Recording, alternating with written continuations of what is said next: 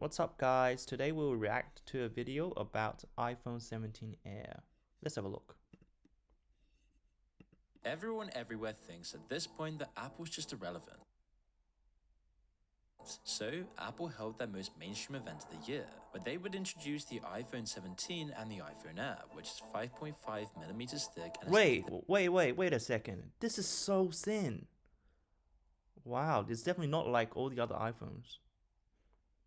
My first thought is that it's a little bit too thin because most people they want to put their phone in their pockets, and if the phone is so thin, you might slip out and stuff, and it just doesn't feel secure.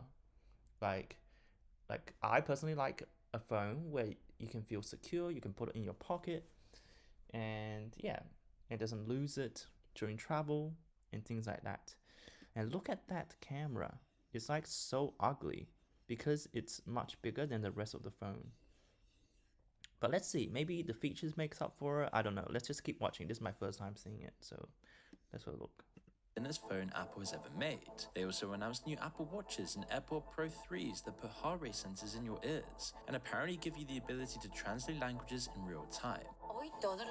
Hello, welcome. Today, all the red carnations are 50% off. But if you're thinking, Oh my god, this is so cool. You remember those like Star Wars movies or Star Trek movies where they can translate alien languages in real time? Well, if really works, it will be a really cool feature. Yeah, I think because especially nowadays, everything is like so interconnected. With maybe you're at work, you have a Zoom meeting with someone else working on a project on the other side of the world. This can be really, really helpful. And yeah, I think definitely it's a plus for the AirPod if they deliver on this feature. Now, the reason why I question this is sometimes as of recent, a lot of features when the Apple company they roll out does not come with the physical product. So, for example, before in one of the early models of the iPhone, I believe the artificial intelligence iOS, which is the software that come with the iPhone, that did not sell with the actual product that they were launching at the time.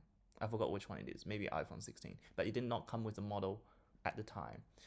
And it was only like updated like months later, like half a year later or something. And so, in a way, when they sell this, it feels like sort of like a pre-order in that case, because you're not getting the full feature, but they're kind of advertising that it will have that feature and sort of selling it to you. So I hope this is not the case. I hope when we buy, for example, the AirPods 3 Pro 3, it will come with the auto translation feature. But let's see. Let's see if this video will address this. wow, that sounds a lot like every Apple event for the past 5 years. Well, congratulations, you're not too far off the money. And it turns out this is all just an attempt to hide something much worse about Apple right now. You see, the iPhone 17 is what anyone might expect. It's faster, sleeker, and with a better camera. It's exactly what we've come to expect from Apple, an incremental upgrade of a device that already dominates the market. Everyone is reacting to the Pro's design, saying it just looks ugly with its trio of large cameras and raised back. One even said that Steve Jobs would have fired anyone from this era. And as for the new bright orange variant, it might look like something you'd see in a catalogue from the 90s. And the Air, which is stealing the limelight, might be a metaphor for modern Apple. It's a solution desperately searching for a problem. Who woke up this morning thinking, you know what would improve my life if my phone was 30% thin? I just don't think this is very practical, even though it's really cool with technology over time. When technology gets better, things get smaller. So if you remember, the first computer that was ever made is like a whole room is a one computer, right? And then they made like laptops, desktops, and laptops. Everything just gets smaller and smaller, which is a good thing, and all the chips get smaller and smaller, made by Nvidia and AMD, and stuff you use in the cars as well that drives the car. They also use chips, and they get smaller and smaller and smaller, which is a good thing. But in this case, I just don't really think, even though they could, clearly you can tell it's much thinner, but it's just not good marketing wise or design wise, in my opinion. Like, there's not much target audience that wants such a thin phone, as I said. The air is so thin that there were concerns about the battery, which Apple whizzed over at the event, claiming it simply has all-day battery life, a bit less than the iPhone 16. However, in the next breath at the launch show, they announced a specialized MagSafe battery pack designed specifically for the iPhone Air at an extra cost of I do have something to say about this. So previously, I would say iPhone has really bad battery life, especially the older models, a lot of them, compared to their competitors like Samsung or even Xiaomi or some other competitors. Definitely, battery life is one of the main, I would say, complaint I have with iPhone product in general. It's better in the recent model, so I hope they can keep that up and keep improving the battery life because that is so important.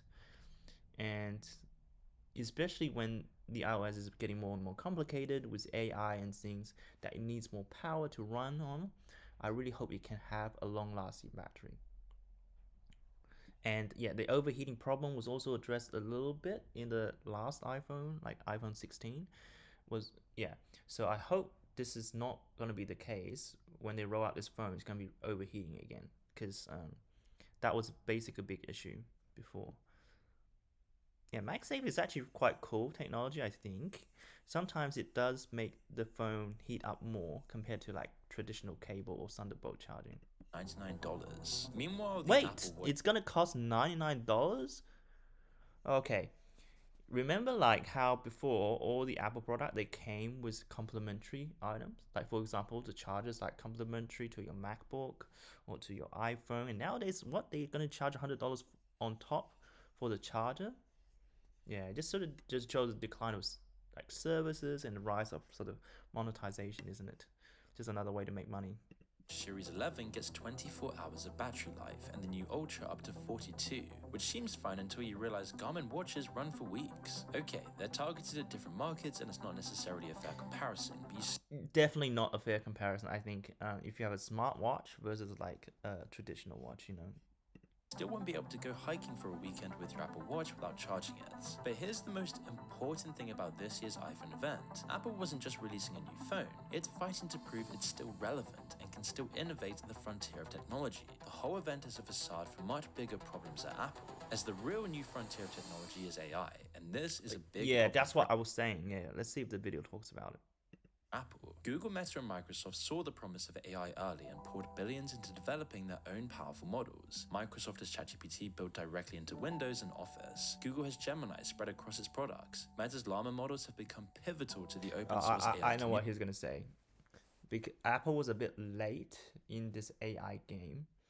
Uh, I think I saw something else earlier as well. That initially with Siri, right, it was really good, but afterwards it was built on like an older model or something on their technology, and therefore it doesn't have the features that the newer generation of those AIs like ChatGPT and all those kind of language learning models. I think that's what they're called. Because Siri is not a language learning model. I think so that's why I think they're a bit behind in that regard. By contrast, Apple's AI has barely seen the light of day, and what we have seen is being glitchy, unimpressive, and just widely criticized. While AI's trajectory is challenging to predict, and we could speculate that Apple is actually just making a good play by throwing it on the back burner, their PR and communications have been disastrous. In the lead up to the iPhone event, Apple has been very cautious about AI and its Apple Intelligence Suite, and frankly, there's good reason for that. The big Siri upgrade that was supposed to revolutionize voice interaction, well, that's been pushed back to 2026 because it's too error-ridden to ship. This is all according to a savaging report by Bloomberg of all people. And just 3 months ago at WWDC 2025, Apple's software chief had to admit that the new, more personalized Siri needed more time to reach a high-quality bar. We also introduced enhancements that make Siri more natural and more helpful. Yeah, this is what I'm saying, that they're behind in more complicated response. Like simple response like, checking the weather and things. I think Siri is fine with that. But sort of it's a more advanced sort of like, can you reason an argument? Can you do all that kind of stuff? That's where Siri is behind all the other AI. And as we've shared, we're continuing our work to deliver the features that make Siri even more personal. This work needed more time to reach our high quality bar, and we look forward to sharing more about it in the coming year. In other words, it didn't work. This was the same event where Apple had been showing off major Apple Intelligence updates. Live Translation, a foundation models framework that makes it easy for developers to access Apple's AI. They made it sound like AI was finally ready for prime time. But the iPhone event told a very different story and looks like a squandered opportunity. As David Pierce from The Verge wrote ahead of the launch, quote, "This is the iPhone event, so obviously Apple's going to talk a lot about gadgets. But it's also Apple's most public mainstream moment of the year and a key moment to see how Apple explains itself to the world. Will the company talk about AI and future I think Siri? Will everyone it will talk just about like privacy? focus on AI because that's sort of the latest thing and sort of what all the tech companies are kind of competing against. I think we'll watch a different video later, but basically AI is sort of here to stay, in my opinion. So I think we should try to live with it, adapt with it, and things like that. Yeah, if you think back to ages ago, if you if you're maybe in school or something, back in the day, no one is allowed. There was no ChatGPT. There wasn't any of this. So people had to do research on their own and do like or going to the library or using Google even. But nowadays with ChatGPT, I know a lot of schools, they ban it or still with that, but it just makes things a lot easier. And I think it kind of changes the way people function and with work. Sometimes the ChatGPT can do simple coding and do like grunt work, which is costing like people losing their jobs sometimes. The lower level jobs, I don't think they can ever replace the high level jobs, but all management, that kind of thing. But I think it's here to stay, but we should like embrace it because ultimately what AI is trying to like improve the quality of life. If imagine one day with technology, most of the simple things can be done by the technology and we can really focus on a passion, focus on what we want to do. Maybe the arts, maybe it's music, you know, instead of, just doing meaningless desk jobs. I think it's a good thing. But at the same time, I can understand why a lot of people have complained about AI, that it is sort of taking away their jobs and things like that. But I think it's good to innovate. This is why I'm thinking and encouraging you all to innovate yourselves. Yeah, no matter what your age are, try to learn a bit more about the AI. Maybe in this channel or in other channels, and try to see how your own career can fit with AI somehow.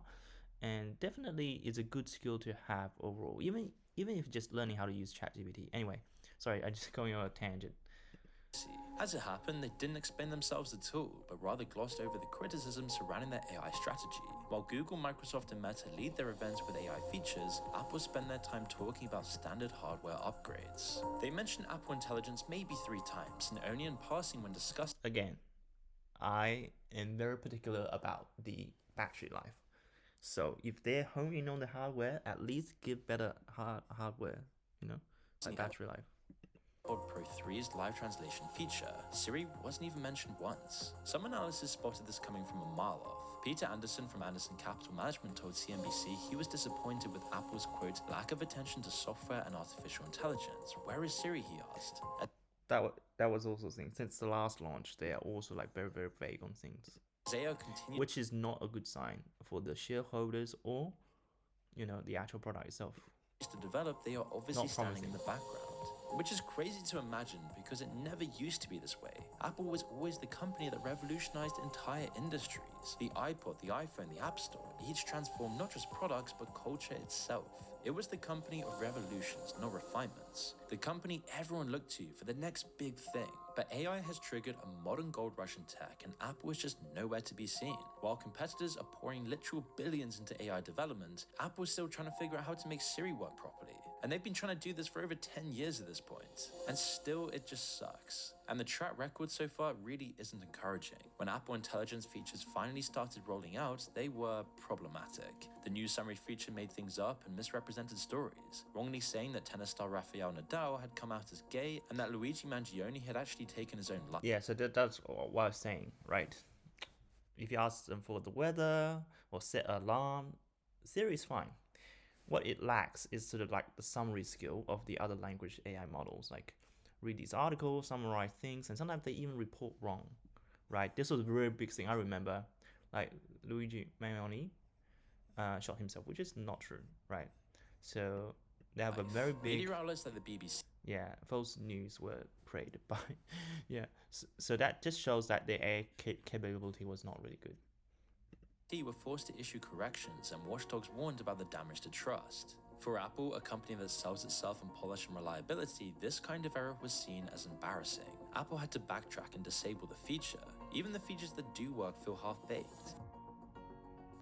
Build a website you love with Wix. All right, ads. We love ads. For your words, This video is sponsored by Raycon. Do you remember back to school shopping as a kid? YouTube New ads notebooks, and hit new with shoes, the new routines, in-video back ads. to We cool. love this. Things feel a little smoother. Raycon's essential open ear bud for day-to-day living, or just whatever's super lightweight ensures a secure or just bashing out some work. Not gonna You can also lie, connect this to ad multiple is. devices I and still just feel like switch seamlessly, AirPods is better than whatever this ad is. which is really great if you go from your phone to your laptop, earbuds, and a third at the same time. Or over How long is this with a ad, 30-day man? subscription, you'll also be supporting the open, something really different path from other big tech companies, and not necessarily system, which represents a fundamentally There we different path from other big tech companies, and not necessarily in a good way. So what does that mean in practice? Well, most of the time, Apple Intelligence runs on Apple's own models. A lightweight version sits directly on your iPhone or Mac, handling quick jobs like rewriting a sentence. The heavier tasks, a more powerful model runs on Apple's servers, but those servers are designed so that even Apple can't see your data. On the surface, it sounds all well and good so far. But the thing is, Apple also built a ChatGPT extension into its AI because Apple's own models is simply nowhere near as good as ChatGPT. As an Apple user, if you want anything beyond the simplest request, Siri hands you over to OpenAI, and integrating ChatGPT into its AI has caused outrage. It was so bad that following the announcement, Apple's stock price even dipped. Because the company that built its reputation and business empire on a promise that it will keep your data safe is now relying on third parties to handle it. I do have to say something about this. So practically speaking, it seems fine, right? So you just outsource it to a different company to do what your company is not good at. But the problem is Apple has built a reputation, making everything in-house, making the whole ecosystem like Apple Store, phones, watches, Mac, iOS, the whole interface, right? So that it's outsourcing, that's what's causing the stocks to maybe plummet a little bit or not. The investors are not, the shareholders are not as happy. However, from a practical point of view, maybe it's not too bad. Because if you think about it, so Apple has always been everything like in one house. So everything's made by Apple, right? But if you look at Android, right, or Samsung, there's a lot of customization. A lot of, okay, this software does this thing, the other software does another thing, and they're all from various companies. So practically speaking, I don't think there's too much of an issue, but maybe, it won't be as good, but it's possible if they use the ChatGPT, right?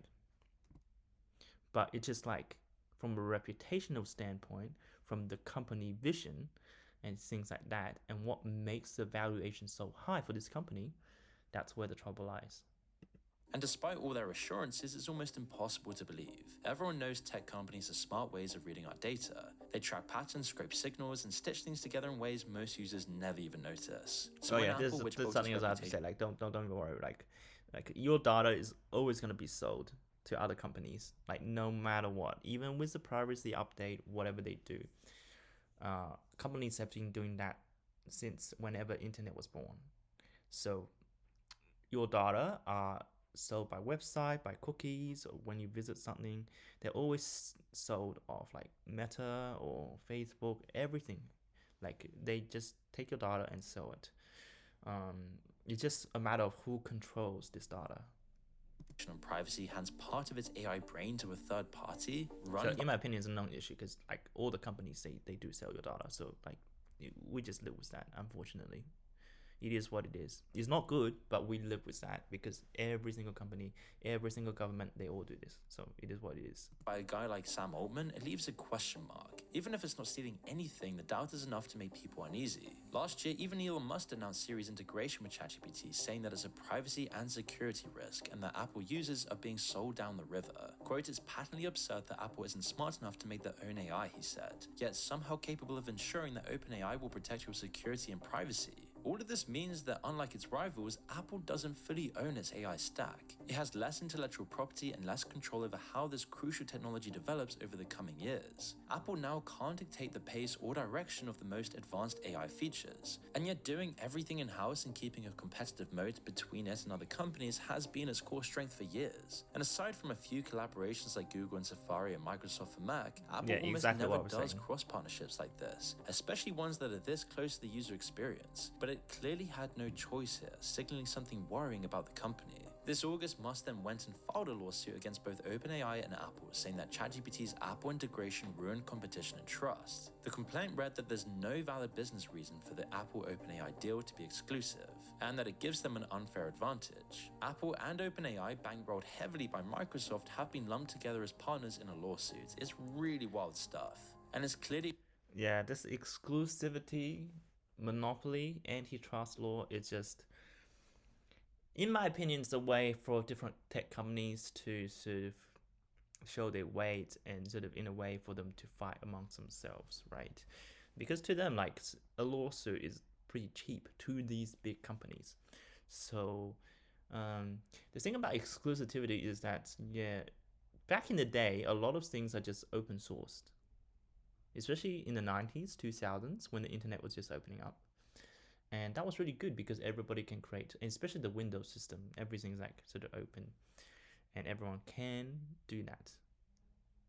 Which is a very different model, isn't it, to the Apple model, where it used to be everything to be in-house, everything is exclusive. But now, designing this exclusive model, which is interesting to see what happens in the future.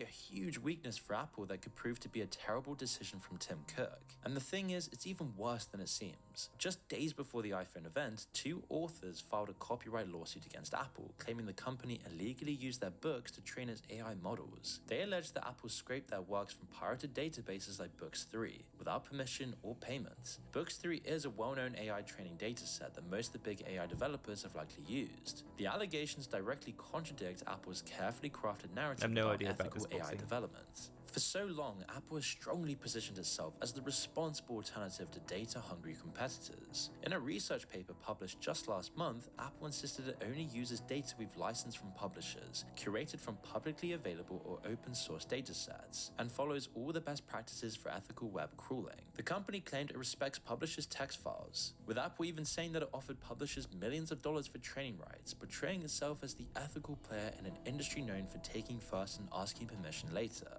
But the lawsuit paints a very different picture. Quote, Apple has not attempted to pay these authors. Apple did not seek licenses to copy and use the copyrighted books. I don't know much about this to say anything. Instead, it intentionally evaded payment by using books already compiled in pirated data sets. And now we see Apple in this really impossible position. Wait, isn't like a lot of AI, they have like these apps where, I saw an app before, wasn't there somewhere? Like they summarize the entire books into like a few paragraphs or things like that.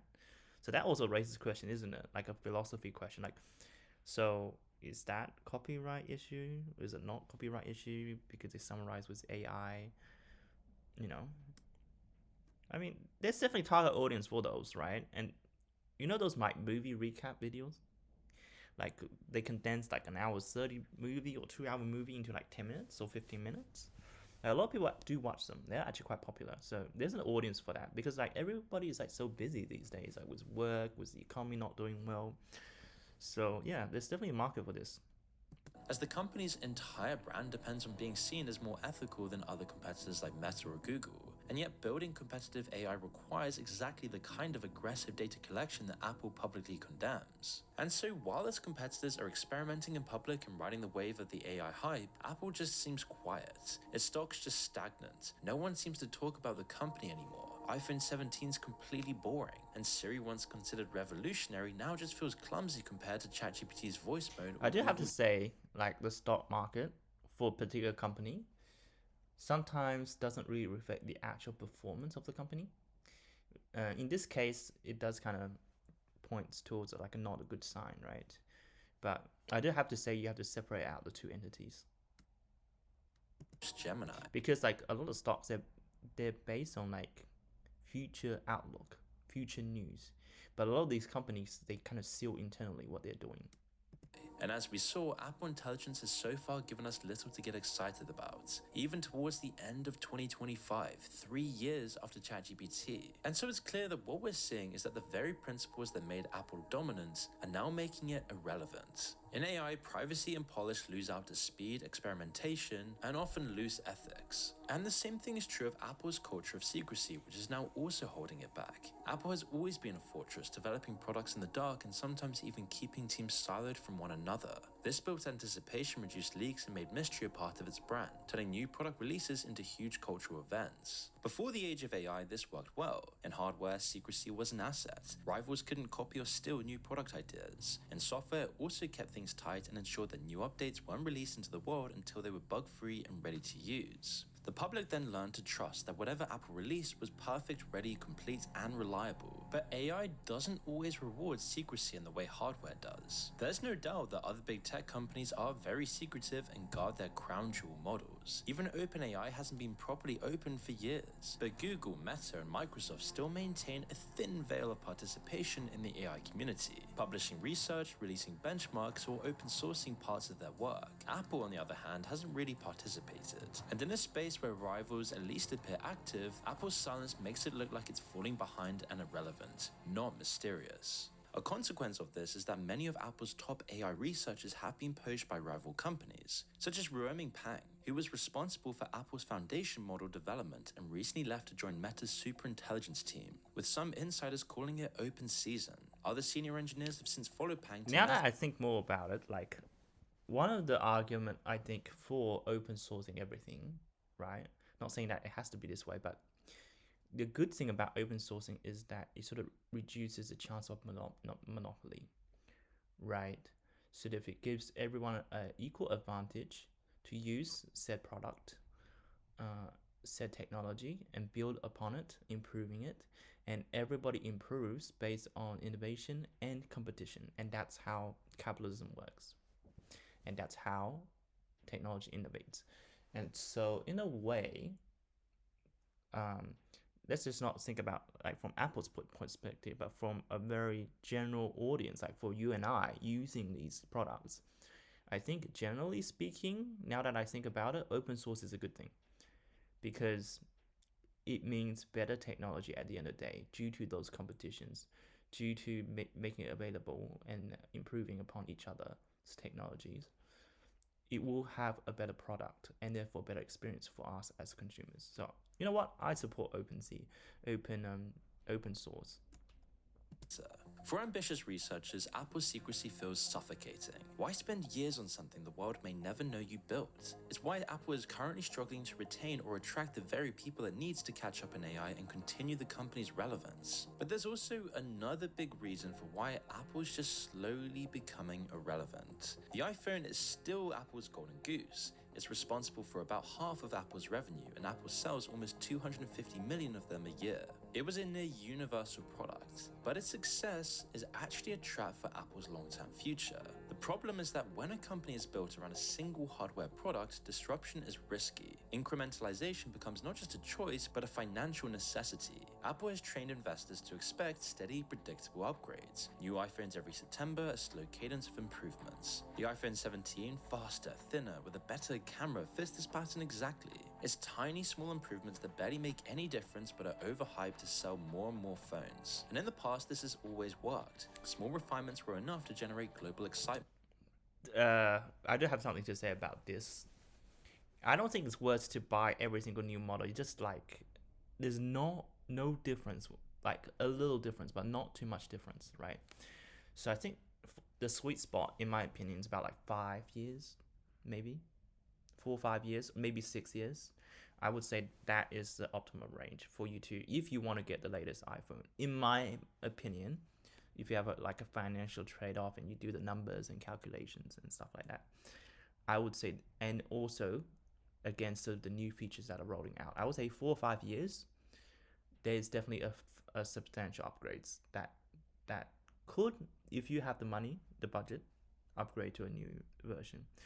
And if you don't have the budget, I would recommend buying a second-hand phone. Like for example, if you buy iPhone 13 now, right, or iPhone 12, it's not actually even that bad. If you get a second-hand one or refurbished one or new iPhone 12, it's actually not too bad, and it's so cheap, like just a couple $100. So like, I would say if you don't have the money, I would recommend going for something like that, like a second-hand strategy. If you have some budget and you need the features for work, or you want to shoot a video or something like that, I would recommend maybe like, yeah, I would say 4 to 6 years would be the best before you update to the latest model, I would say. So I think I upgraded from like 12 to 16. I think that was a really worthy upgrade, in my opinion. Had a lot of more features, battery life, better battery life in that case, and I think I upgraded. Yeah, I upgraded from my iPhone 12 Pro Max to iPhone 16 Pro Max, and I think that was definitely worth it, in my opinion. And there was a lot of features, and was a better chip inside as well. Yeah, I think, yeah, that's sort of the sweet spot. But today, nobody even cares about the iPhone 17 or the iPhone 17 Air. It's why they're planning to stagger releases in the future, because nobody really cares about the release of iPhones anymore, as they just look so underwhelming in technology these days because the frontier has shifted to AI. But a company that's making billions from hardware can't just easily risk cannibalizing its... That's the other thing that reminds me. I think there's a graph somewhere. What's that sensation called? Like, as technology get better and better and better, it kind of like trails off. So it eventually gets really good, and then it kind of get tapes off as time goes by, because the improvement are harder to reach. And I think that's a theory. Yeah. Own success with radical pivots, whereas Microsoft can bet billions on AI because of its flexibility and its huge partnerships with OpenAI. Meta can pivot recklessly because of its ad machine printing cash. It doesn't have so much of a reputation to worry about compared to Apple, as Apple is locked into its own cycle. Its greatest triumph, making history's most profitable product, the iPhone, now makes pivoting and reinvention very difficult, and is in turn stunting its own growth. But what if Apple can actually turn these limitations into a strength? And what if Apple is actually deliberately staying out of the AI race as part of its long-term strategy? You see, Apple has always operated under... Speculation, speculation. Yeah, so you never know. This is what I was saying earlier. Like, yes, so right now the stocks are not doing great and stuff, but it's not reflective because you don't know what the company, inside the company, what they're holding secret about. It's not likely though, I don't think, because if they had something, I think they would have revealed it by now. But it's not likely. But it could. There is a chance that this is happening. They hold a secret, and then suddenly they drop it down, and it overpowers every single competition. We never know. And also, don't forget, these companies are like multi-billion companies, so they do have the resources to maybe turn around. Quality over speed philosophy. It's rarely the first to bring a new product to the market. It lets others lead the way, learns from their mistakes, and comes in and cleans up the mess, making a product people actually want to buy. It did this with the iPod, iPhone, and AirPods. Apple's identity has never been about racing rivals to be first. It's been about arriving last but arriving best. So the question is whether Apple's apparent lateness in AI is really a failure or just a deliberate extension of the philosophy that made it successful. There are signs, but this is all speculation. At the moment, it's not looking good. Apple's plan. Tim Cook has been clear from the start. Apple won't race, it will wait. Quote, "It's very important to be deliberate and thoughtful in how you approach these things," he said, stressing patience and precision over hype. And maybe he has a point. What if Apple isn't late but cautious? What if it's holding back because it sees what others won't admit, that generative AI might not live up to the promises? Many experts already warn it's looking less like a revolution and more like a bubble. So what if Apple's real strategy is to sit it out and wait for the bubble to burst? When the hype and speculation drives prices way above the real value. Speculation, right? So some people say, oh, AI would just keep going, keep growing. Some people say, oh, this is overhyped and a lot of stocks are overvalued. But, you know, it's all kind of speculation at this point. So this is all speculation. Technology and eventually investors Nothing pull to out say and the here. inflated market collapses. Could be one We've way or seen the this other many right now. times in modern So history. The Dust Tulip craze, NFTs, take the this dot-com bubble, with a grain of salt. where insane amounts of money are pumped into the market and then taken out, triggering a recession. A crucial sign that a bubble is about to burst is when the technology doesn't seem to be delivering in the way it was promised to. And we're starting to see this with AI, and Apple knows this, as Apple put out a research paper recently that sent shockwaves through the AI community. The research poured cold water on the idea that large language models are actually smart, and the way we get to AGI. The researchers put the major frontier models to test: ChatGPT, Google's Gemini, Meta's Llama 3, You know what and I think others the by biggest giving them problem is, simple even with these language models like ChatGPT and OpenAI, is that they summarize, right? So they summarize someone's existing work, someone's existing article, someone's existing video, someone's existing thought, and well, a human, or yeah. But they're not very good at original thinking, instead of like coming out with something completely original that can rival human. So I think maybe the imitation part can be mastered, but what about the creation part? So unless they can like create something, I think AI, I think if they can create something, then that's something that's truly I look forward to. But also at the same time, there's all these other issues like, oh, if they create, what happens if there's a dystopia where the AI takes over and Android, like.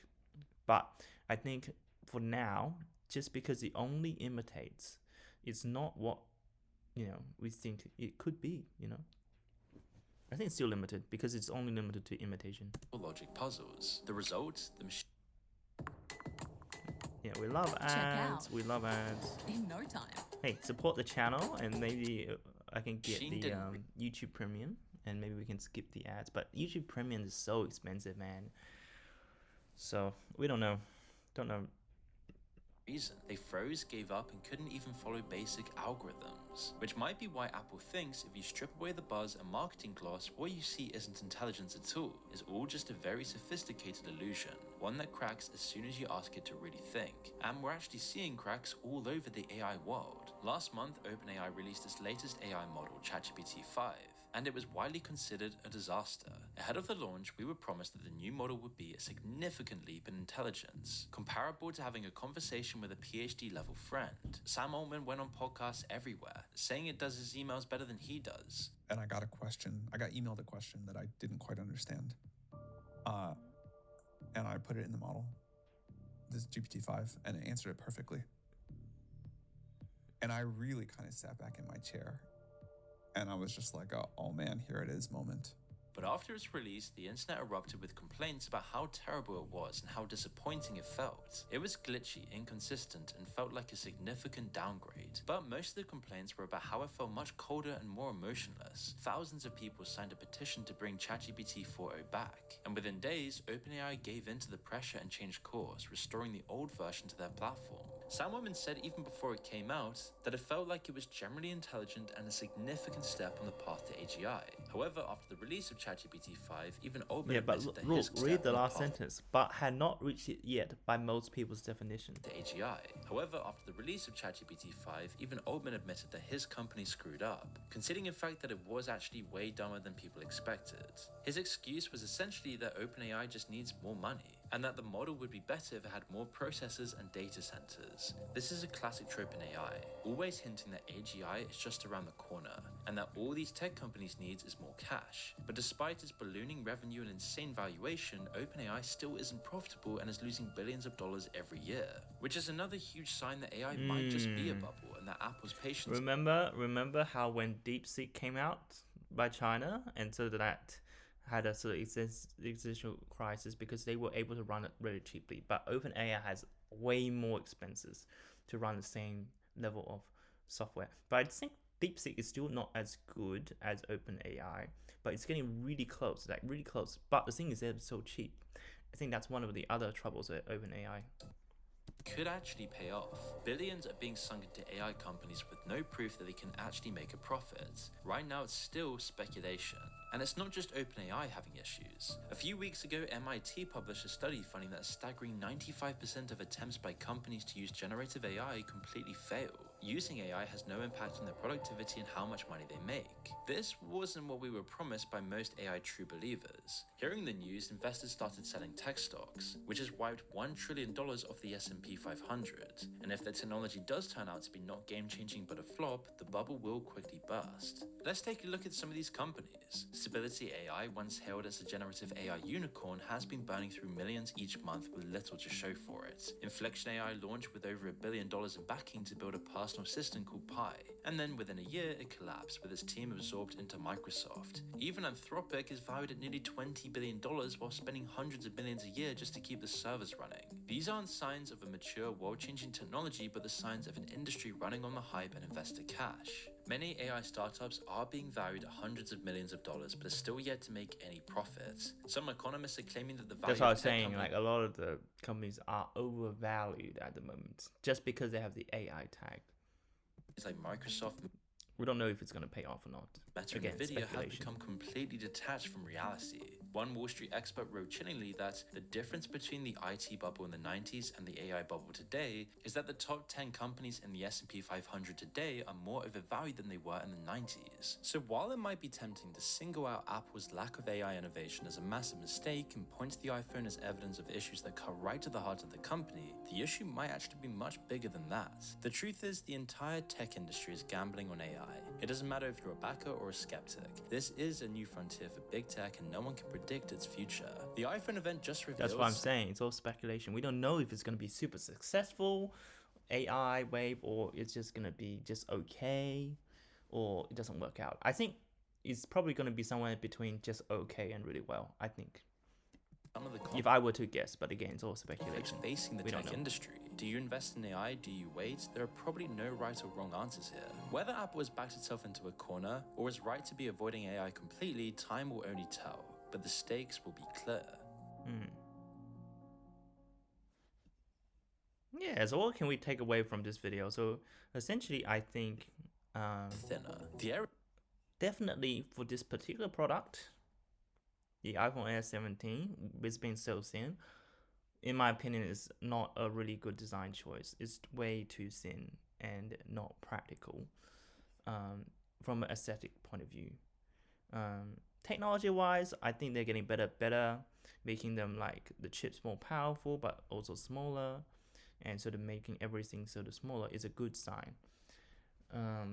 The more interesting thing, I think, what we talked about was the software part, where sort of the AI is a lot of things are like over-promised.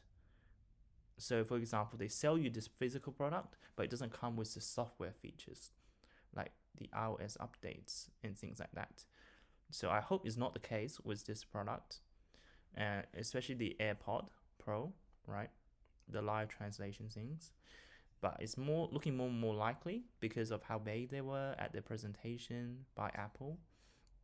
And yeah, and they definitely have a deficiency in AI, in particularly the language learning model, which is what's so dominant. You know, OpenAI, ChatGPT, etc. They're definitely behind the race for that.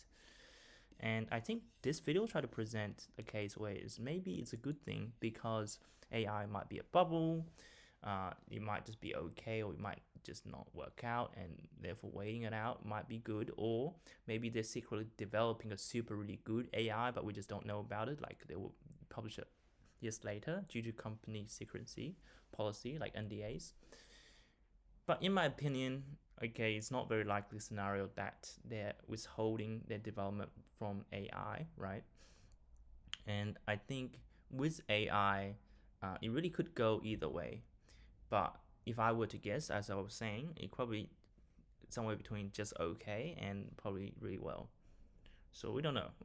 Again, it's all speculation. I think the second half of the video, this is why critical thinking is important. Like the last third of the video is all speculation. So yeah, take that with a grain of salt. Yeah, anyway, this was very interesting. Thank you for watching the video. Give it a like and comment and subscribe. Thank you.